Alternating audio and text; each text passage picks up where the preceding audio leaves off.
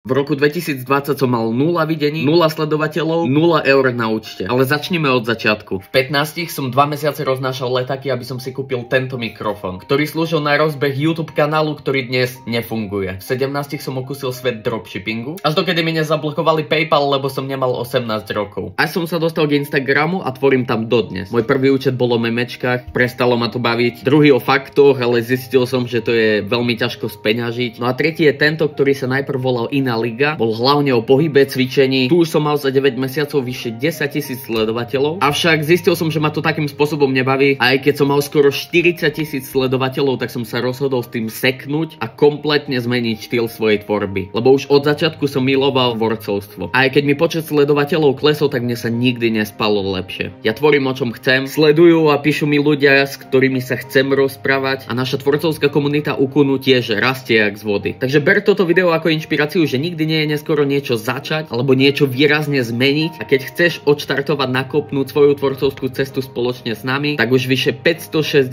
ľudí sa zúčastní 30-dňovej výzvy z nuly na Viral, kde si spolu vytvoríme 4 videá za minimum času, ktoré budú mať výrazne viacej videnia ako doteraz. Pripojí sa niekde tu, veľmi sa na teba tešíme.